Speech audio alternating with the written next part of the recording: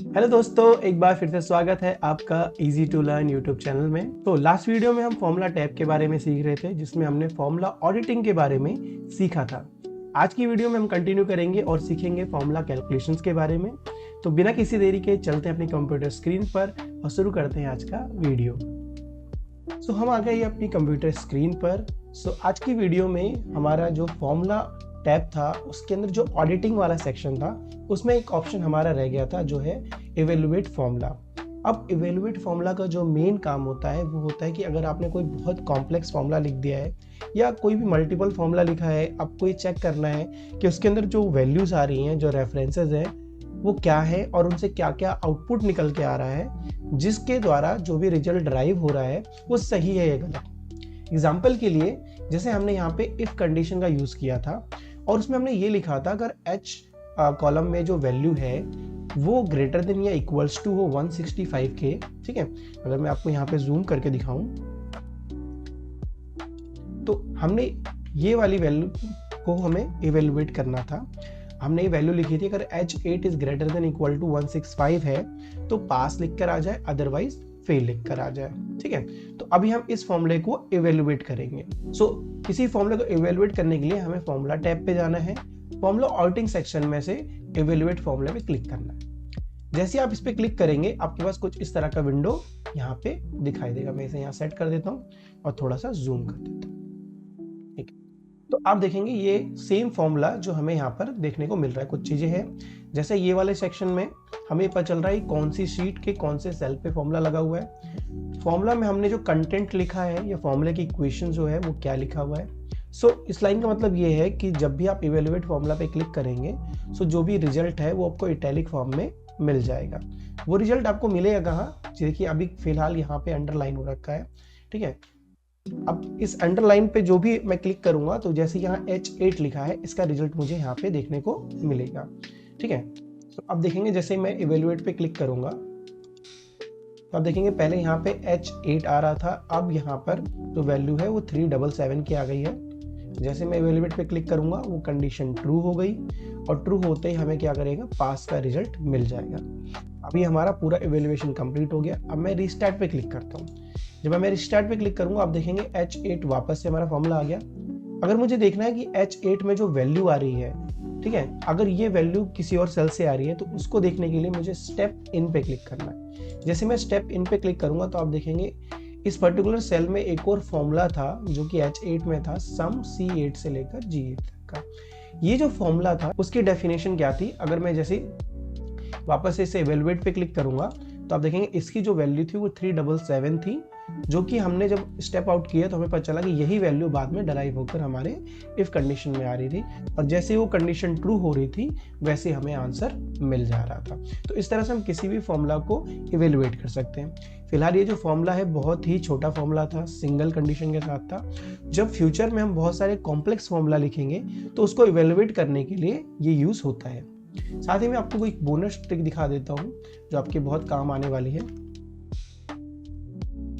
ठीक है। जब भी आप कोई फॉर्मूला लिखते हैं, जैसे मान लीजिए मैंने अभी ये जो फॉर्मूला लिखा है, अब मुझे ये जानना है कि H8 में जो आउटपुट है वो क्या है। सिंपली मुझे क्या करना है, उस H8 जो भी मेरा कंटेंट है, जो भी मेरा टेक्स्ट है, उसको सिलेक्ट करना है या रेफरेंस को, और शिफ्ट F9 अगर आप अपने कीबोर्ड से प्रेस करेंगे या अपने कीबोर्ड से F9 प्रेस करेंगे तो आप देखेंगे अब यहाँ पर H8 की जगह 377 वैल्यू आ रही है। अगर मैं इसे स्किप कर दूंगा तो मेरा फॉर्मूला यहाँ से वापस से रिट्रीव हो जाएगा। लेकिन अगर मैं क्या करता हूँ, यहाँ पर F9 प्रेस करके एंटर प्रेस कर देता हूँ तो आप देखेंगे अब यहाँ पे फॉर्मूला नहीं बल्कि उसकी एब्सोल्यूट वैल्यू फिक्स हो गई है, ठीक है। तो इसे यूज करते हुए ध्यान रखें कि आप इसमें एंटर प्रेस ना करें, सिर्फ F9 प्रेस करने के बाद जब भी आप F9 प्रेस करते हैं तो वापस से स्किप दबाकर कैंसिल कर दे, नहीं तो उस पर्टिकुलर पोजीशन से जो भी फॉर्मूला है वो रिमूव हो जाएगा और एब्सोल्यूट वैल्यू उसकी जगह पर आ जाएगी। साथ ही अगर आप इसका पूरे फॉर्मूले का रिजल्ट आपको देखना है एक ही बार में तो आप F9 जैसे ही प्रेस करेंगे, अब F9 जैसे ही प्रेस करेंगे आप देखेंगे इसका रिजल्ट भी हमें यहीं पर आउटपुट मिल गया बिना इस फॉर्मूले को करेक्ट करे। तो कई बार क्या होता है जब हम लॉन्ग फॉर्मूलाज लिखेंगे और हर फॉर्मूला की कंडीशन को हमें चेक करना होगा। मैं जितने भी एरिया को कंडीशन की अगर सेलेक्ट करूंगा और F9 प्रेस करूंगा तो आप देखेंगे यहाँ भी मुझे ट्रू आंसर मिल गया। सो इवेलुएट करने के ये दो तरीके हैं, एक हम इवेलुएट फॉर्मूला के थ्रू कर सकते हैं, दूसरा हम पर्टिकुलर किसी भी फॉर्मूला को जाकर उसमें हर एक सेक्शन को हम सेलेक्ट करके F9 प्रेस करके भी इवेलुएट कर सकते हैं। ठीक है, नेक्स्ट जो हमारे पास टैब आता है, अगर आप देखेंगे ये जो वॉच विंडो का टैब है, ये किसी भी आप देखेंगे किसी भी सेक्शन का पार्ट नहीं है, ये फॉर्मूला ऑडिटिंग का ही एक सेकंड पार्ट है। ठीक है, अब इसका काम क्या है? ठीक है, मान लीजिए मैं वॉच विंडो के लिए आपके लिए एक शीट बना रखी है, मैं इस पे आता हूँ पहले। मान लीजिए कि मैं एक शीट पे काम कर रहा हूँ, डेटा एंट्री कर रहा हूँ, या फिर मुझे उसमें कुछ एडिटिंग करनी है और साथ ही मुझे उसका टोटल भी चेक करते रहना है। ठीक है, अब आप कुछ लोग कहेंगे हम इसको टोटल ऊपर भी लिख सकते हैं, बिल्कुल लिख सकते हैं, बट कई बार क्या होता है बहुत सारे फॉर्मूला को आपको देखना है, तो कुछ फॉर्मूला आपके इस पर्टिकुलर सेल पे लिखे हैं, कुछ फॉर्मूला हो सकता है कि जो इस शीट से रेफरेंस तो है लेकिन इस शीट पे वो फॉर्मूला नहीं है। जैसे कि एग्जांपल के लिए अगर मैं इक्वल्स टू प्रेस कर दूं और इस टोटल को यहाँ ले आऊं तो आपको ये आंसर यहाँ दिख जाएगा। अब जैसे ही मैं यहाँ पे कुछ भी चेंजेस करूंगा, मान लीजिए मैं 65 को 85 कर देता हूँ। ठीक है, एक सेकेंड, ओके, हाँ, इसको मैं ऑटोमेटिक कर देता हूँ। हाँ, जैसे ही मैं यहाँ पर 65 को 85 कर दूंगा तो आप देखेंगे मेरा फॉर्मूला यहाँ पे अपडेट हो गया और मुझे आंसर दिख रहा है। ठीक है, लेकिन क्या हो कि अगर मेरे मल्टीपल फॉर्मूले अलग अलग शीट में, एग्जांपल के लिए मैंने इस शीट में कुछ फॉर्मूले लिख रखे हैं, मैं चाहता हूं जब भी मैं यहाँ चेंज करूं इस फॉर्मूले में जो भी चेंज हो वो मुझे विजिबल हो जाए। तो मुझे क्या करना पड़ेगा, जब भी मैं यहाँ कोई चेंज करूंगा तो मुझे बार बार जाके इस शीट पे चेक करना पड़ेगा कि चेंज क्या हुआ है। ठीक है, एग्जाम्पल के लिए अगर मैं यहाँ पर कुछ चेंज और कर देता हूँ, इसको 700 कर देता हूँ। ठीक है, और इसको भी 700 कर देता हूँ। ठीक है, अब यहाँ कुछ वैल्यू चेंज हुई, साथ ही कुछ वैल्यू यहाँ पर भी चेंज हो जाएगी। जैसे यहाँ पे टोटल सेल्स यूनिट जो है हमारी 3463 हो गया है, बट मैं जब भी यहाँ कुछ चेंज करूंगा तो मुझे बार बार ये चेक करने के लिए इस पर्टिकुलर सेल पे जाना पड़ेगा। सो इस चीज को फिक्स करने के लिए एक्सेल ने वॉच विंडो का कॉन्सेप्ट लाया है। ठीक है, अब मुझे क्या करना है, मुझे वॉच विंडो पे क्लिक करना है। जैसे मैं वॉच विंडो पे क्लिक करूंगा, अब देखेंगे मैंने पहले से जो सिलेक्ट कर रखा था वो यहाँ पर है, मैं इसको डिलीट कर देता हूँ। अब मैं क्या करता हूँ, ऐड वॉच पे क्लिक करता हूँ। जैसे मैं ऐड वॉच पे क्लिक करूंगा मेरे पास एक सिलेक्शन विंडो आ जाएगा जिसमें मुझे कुछ सेल सिलेक्ट करने हैं या मल्टीपल सेल्स भी सिलेक्ट कर सकते हैं। तो मैं क्या करूंगा, मैं अपना ये टोटल वाला सेल को सिलेक्ट करूंगा और ऐड कर दूंगा। साथ ही मैं ऐड वॉच पे जाऊंगा और वॉच 2 वाली शीट पे जाकर अपना जो भी मेरे को वैल्यूज चेक करनी है उनको ऐड करके ओके कर दूंगा। ठीक है, अब आप गौर करेंगे यहाँ पे कुछ चीजें हमें देखने को मिल रही हैं। ठीक है, जैसे कि पहले है कि कौन सी बुक में ये फॉर्मूला है, यानी आप किसी अदर बुक को भी वॉच विंडो के थ्रू रेफरेंस कर सकते हैं। चलिए एक बार चेक कर लेते हैं। मैं एक नई वर्कशीट बनाता हूँ। ठीक है, और इसमें मान लीजिए मैं यहाँ पे टाइप कर देता हूँ मैक्स, जस्ट एक फॉर्मूला लिख देता हूँ, सॉरी, मैक्स 10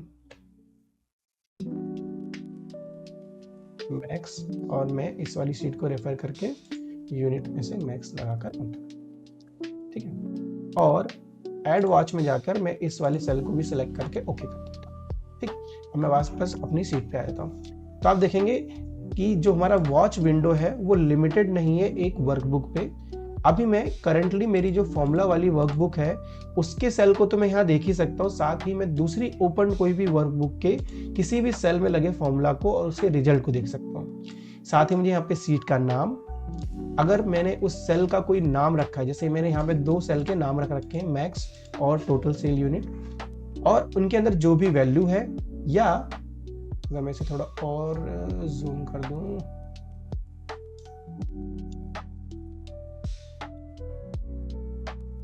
अगर देखेंगे साथ ही साथ मुझे जो फॉर्मूला मैंने उसमें लिखा है वो भी मुझे क्लियरली विजुअल हो रहा है। तो अब इस कंडीशन पे मैं कोई भी चेंज अगर कहीं पे भी करूंगा तो जो भी चेंजेस होंगे, ठीक है, वो मुझे यहाँ पर ही दिख जाएंगे। एक बार देखता हूँ कैलकुलेशन ऑप्शन ऑटोमेटिक, मैं यहाँ पे कुछ चेंज करता हूँ तो आप देखेंगे सारे चेंजेस मुझे यहाँ भी रिफ्लेक्ट होते जा रहे हैं। ठीक है, अगर देखिए मैं अभी आप गौर कीजिएगा यहाँ 700 है, मैं इसको यहाँ 900 करता हूँ तो आप देखेंगे यहाँ पे 900 भी आ गया और यहाँ पर भी 900 मैंने चेंज कर दिया। सो इस तरह से अगर हम वॉच विंडो का यूज करेंगे तो हम मल्टीपल शीट्स को, ओपन वर्कशीट्स को या वर्कबुक में अगर हमने कोई रेफरेंस फॉर्मूला लगा रखा है और हम चाहते हैं कि वो हमें साथ के साथ दिखता रहे जब भी हम कोई चेंजेस करें, तो हम इसका यूज कर सकते हैं। ठीक है, चलिए आगे बढ़ते हैं। नेक्स्ट टॉपिक हमारा है कैलकुलेशन ऑप्शंस का। अब कैलकुलेशन ऑप्शन इसलिए इंट्रोड्यूस किया गया एक्सेल में कि कई बार क्या होता है कि हम बहुत बड़े रेंज पर कोई फॉर्मूला अप्लाई करते हैं। जैसे अगर आप देखेंगे बड़ी बड़ी कंपनियों में वीलुकअप का फॉर्मूला जो होता है वो बहुत बड़े डेटा पे अप्लाई करना पड़ता है। अब एक्सेल क्या करता है, बैकग्राउंड में जब भी आप कोई फॉर्मूला एक सेल से दूसरे सेल में पेस्ट करते हैं तो वो क्या करता है, उस फॉर्मूला का टेक्स्ट कॉपी करता है। टेक्स्ट कॉपी करने के बाद वो उस फॉर्मूला को रन करता है बैकग्राउंड में, जैसे मैंने आपको बताया था, उसकी सारी कैलकुलेशन को करना शुरू कर देता है। अब इस बीच में क्या होता है, एक बार वो सेल कॉपी होगा, पेस्ट होगा, देन वो फॉर्मूला रन करेगा। इसके बीच में जो प्रोसेसिंग टाइम है वो बहुत ज़्यादा इंक्रीज हो जाता है। ठीक है, अभी फिलहाल हम क्या करेंगे, इसका एक डेमो लेते हैं। ठीक है, मैंने यहाँ पे क्या किया, 6 लाख आईडी नंबर्स लिख रखे हैं और यहाँ पे मैंने सर्च करने के लिए भी एक क्राइटेरिया सेट कर रखा है। ठीक है, अब मैं क्या करूँगा कि ये 6 लाख डेटा पे लुकअप लगाऊंगा, फिर हम देखेंगे इसमें क्या टाइम लगता है और किस तरह की प्रोसेसिंग लगती है। ठीक है, तो मैंने इस कॉपी किया इस फॉर्मूला को ऑलरेडी। मैं कंट्रोल के साथ डाउन एरो प्रेस करके नीचे आया, फिर कंट्रोल शिफ्ट प्रेस करके अप एरो के साथ ऊपर आऊँगा और एंटर प्रेस करूँगा। आप देखेंगे यहाँ पर सेल पे कुछ ऑपरेशन शुरू हो गया है। अभी तक यहाँ कैलकुलेशन शुरू नहीं हुआ, केवल डेटा पेस्ट हो रहा है और अब उसके बाद कैलकुलेशन शुरू हुआ है। ठीक है, मैं शिफ्ट F9 प्रेस करके देख सकता हूँ, तो ये फॉर्मूला हमारा रन हो गया। ठीक है, अब क्या हो रहा था, इस सेम टाइम पर क्या हो रहा है, सेल में पेस्टिंग भी हुई और कैलकुलेशन भी हो गई। ठीक है, अब क्या होता है, अभी तो डेटा छोटा है, जब ये डेटा इंक्रीज होता जाता है तो इसका टाइम भी बहुत ज़्यादा कंज्यूम होने लगता है। एक काम करता हूँ, इसे फिर से डिलीट कर देता हूँ ताकि हम एक बार और प्रैक्टिस कर सके। ठीक है, तो अगर मैं क्या करूँगा, कैलकुलेशन ऑप्शन में जाऊँगा तो यहाँ पे मेरे पास 3 ऑप्शन है, एक ऑटोमेटिक, एक मैनुअल। ठीक है, साथ ही automatic except for data tables. So इसका मतलब क्या है कि ऑटोमेटिक पे जब भी हमारा सिलेक्शन रहेगा तो जैसे ही हम कोई फॉर्मूला लिखेंगे वो तुरंत एग्जीक्यूट हो जाएगा और उसका रिजल्ट आउटपुट में आ जाएगा। मैं यहाँ पे क्या करता हूँ, एक फॉर्मूला लिखता हूँ, मैंने लिखा 10 और मैंने लिखा 20 और इसके बाद मैंने एक फॉर्मूला लिखा सम। मैंने दोनों सेल को सिलेक्ट करके एंटर कर दिया। ठीक है, अब आप देखेंगे यहाँ पे मेरा फॉर्मूला है, मैं इसे कलर कर देता हूँ। ये हमारा फॉर्मूला है और इसमें 30 लिखा हुआ है। फॉर्मूला पे जाता हूँ और कैलकुलेशन को मैं क्या करता हूँ, यहाँ से मैनुअल सेलेक्ट कर लेता हूँ। अब इससे होगा क्या, जब मैं यहाँ पे कोई वैल्यू चेंज करूंगा तो आप देखेंगे मैं वैल्यू तो चेंज कर रहा हूँ लेकिन जो कैलकुलेशन है वो अभी नहीं हो रही है। जब मुझे कैलकुलेशन करनी है अगर, तो या तो मुझे क्या करना पड़ेगा, मैनुअल की जगह ऑटोमेटिक पे सिलेक्ट करना पड़ेगा या कैलकुलेट नाउ पे क्लिक करना पड़ेगा। जैसे मैं कैलकुलेट नाउ पे क्लिक करूंगा तो ये क्या करेगा, इंटायर वर्कबुक में जहां भी कोई फॉर्मूला होगा उसको कैलकुलेट कर लेगा जो कैलकुलेशन के लिए पेंडिंग होगा। जैसे मैंने कैलकुलेट पे क्लिक किया, आप देखेंगे यहाँ पर 80 आ गया। ठीक है, या फिर कई बार क्या होता है कि हमारे बहुत सारी शीट्स में फॉर्मूला लगा हुआ है और हम चाहते हैं कि जो मेरी करंट शीट है जिसपे मैं काम कर रहा हूँ सिर्फ उसका ही फॉर्मूला अपडेट हो जाए, बाकी मेरे सारे फॉर्मूला रीरन ना करें। तो हम क्या करेंगे, कैलकुलेट शीट वाले ऑप्शन पे क्लिक करते हैं। ठीक है, एग्जाम्पल के लिए मैं क्या करता हूँ, ये सेम फॉर्मूला एक और शीट पर वॉच टू विंडो पर भी पेस्ट कर देता हूँ। ठीक है, अभी हमारा ऑप्शन अभी भी मैनुअल है और मैंने क्या किया, यहाँ पर 40 लिख दिया, अभी भी यहाँ 80 लिखा हुआ है और यहाँ पर भी मैंने 40 लिख दिया। ठीक है, अब गौर कीजिएगा, जब मैं कैलकुलेट शीट पे क्लिक करूंगा तो आप देखेंगे 90 तो यहाँ पर चेंज हो गया लेकिन वॉच 2 पे अभी भी 80 है। ठीक है, अगर मैं कैलकुलेट नाउ पे क्लिक करता तो क्या करता, दोनों ही शीट में चेंज कर देता। एग्जाम्पल के लिए अब मैं इसको 100 कर देता हूँ। ठीक है, और यहाँ भी 100 कर देता हूँ। अब मैं क्या करूँगा, कैलकुलेट नाउ पे क्लिक करूंगा। जैसे मैं कैलकुलेट नाउ पे क्लिक करूंगा आप देखेंगे यहाँ भी 150 आ गया और यहाँ भी 150 आ गया। तो इसका मतलब ये होता है कि जब भी हम कैलकुलेशन ऑप्शन को मैनुअल कर देते हैं तो एक्सेल अपने आप से कैलकुलेशन परफॉर्म नहीं करता और हमारे बाकी ऑपरेशन पहले होते हैं, देन कैलकुलेशन हम करते हैं। ठीक है, तो मैं जो कंटिन्यू करता हूँ इसको, जो मैं आपको बता रहा था कि सबसे पहले मैंने फॉर्मूला लगाया है और अब मैंने मैनुअल सेलेक्ट कर दिया है। तो अब मैं इसे क्या करूंगा, कॉपी करूंगा, वैसे ही कंट्रोल शिफ्ट के साथ नीचे, कंट्रोल शिफ्ट अप के साथ ऊपर और एंटर। ठीक ठीक है। अब आप देखेंगे यहाँ पे जो ऑपरेशन है वो पहले से ज़्यादा इंप्रूव हो जाएगा। अभी फिलहाल आपको ज़्यादा इंप्रूवमेंट नहीं दिखेगी क्योंकि डेटा इतना नहीं है, ठीक है। अब यहाँ पे क्या है, सारा का सारा जो हमारा फॉर्मूला है वो पेस्ट हो गया है, बट वैल्यू आप देखेंगे सब में सेम वैल्यू आ रही है क्योंकि अभी तक कोई कैलकुलेशन नहीं हुई है, ठीक है। ये कैलकुलेशन उन लोग के लिए ज़्यादा बेटर होता है जिनका जो कंप्यूटर है या लैपटॉप है वो बहुत पावरफुल नहीं है, और जब वो फॉर्मूला लगाते हैं तो एक्सेल क्या हो जाता है, हैंग हो जाता है, नॉट रिस्पॉन्ड हो जाता है। तब अगर आप इस मेथड का यूज़ करेंगे तो आपका एक्सेल जो है वो हैंग होने से या क्रैश होने से बच जाएगा। तो देखेंगे अब कि मैंने अब यहाँ पे सारा फॉर्मूला लगा दिया है। अब मैं क्या करूँगा, कैलकुलेट नाउ वाले ऑप्शन पे क्लिक करूँगा। मैं कैलकुलेट नाउ पे क्लिक करूँगा, विद इन अ सेकेंड ये सारा कैलकुलेशन हो गया। अदरवाइज इस कैलकुलेशन करने को हो सकता है 2 से 3 या 4 मिनट भी लग सकते हैं। मैं काम करता हूँ, ट्राई करता हूँ, ऑटोमेटिक पे क्लिक किया, देखते हैं कि अगर ये थोड़ा सा टाइम और ले, किया। अब आप देखेंगे इसकी स्पीड थोड़ी सी यहाँ पे लो हो गई है, और साथ ही आप देखेंगे कुछ कैलकुलेशन करने के बाद ही इसने यहाँ पे रिजल्ट दिया है। काम करते हैं, इसको और इंक्रीज कर देते हैं और पूरी 6 लाख वैल्यू पर इस फॉर्मूला को लगा के देखते हैं। तो मैंने 6 लाख वैल्यू कॉपी कर लिया, तो मेरे सिस्टम को भी कॉपी पेस्ट करने में टाइम लग रहा है। तो अब आप देखिए मैंने क्या किया, पूरा 6 लाख वैल्यू को यहाँ पेस्ट कर दिया है। अब मैं फॉर्मूला कॉपी करूँगा और अब इसे देखेंगे कितना टाइम लगता है पेस्ट होने में। मैंने एंटर प्रेस किया, अब देखेंगे पहले यहाँ प्रोसेसिंग स्टार्ट हो गई है और हमारे सेल कॉपी पेस्ट होना शुरू हो गए हैं। देखते हैं इसे कितना टाइम लगता है। अब देख रहे होंगे कंटिन्यूस क्या है, स्लो होते जा रहा है। हर एक इटरेशन पे क्या है, हमारा जो ऑपरेशन है स्लो हो रहा है। वेट करते हैं।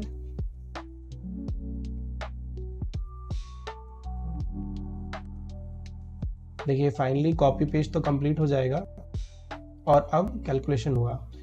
मेरा कंप्यूटर वैसे तो काफ़ी फास्ट है, इसलिए इसने काम 1 सेकंड में कर दिया।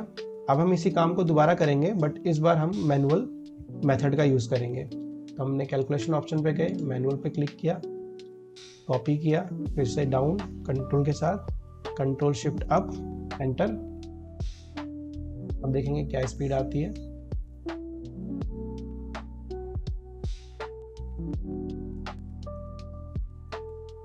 तो कॉपी पेस्ट की स्पीड में तो कोई फ़र्क नहीं आया है, वो उसी तरह से चल रहा है। बाकी जो कैलकुलेशन का टाइम है वो हमारा इम्प्रूव होता है अगर हम इस मेथड का यूज़ करते हैं। साथ ही हमारा एक्सेल क्रैश होने से भी बच जाता है।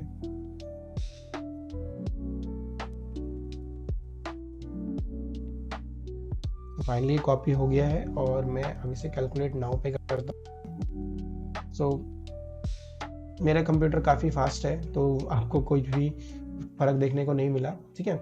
सो बेसिकली इसका यूज़ यही है कि आपका कंप्यूटर क्रैश, आपका एक्सेल क्रैश नहीं होगा, उससे बच जाए। सो आज की वीडियो में इतना ही। मैं आशा करता हूँ आज की वीडियो आपको अच्छी लगी होगी। आपको वीडियो अच्छी लगी है तो लाइक ज़रूर करें। आपका कोई और थॉट है इस वीडियो के लिए तो मुझे कमेंट करके ज़रूर बताएं। साथ ही इस वीडियो को अपने दोस्तों के साथ शेयर करना ना भूलें। मैं मिलूंगा आपसे अगली वीडियो में, जहाँ पे हम फॉर्मूलाज को सीखना शुरू करेंगे। तब तक के लिए बाय।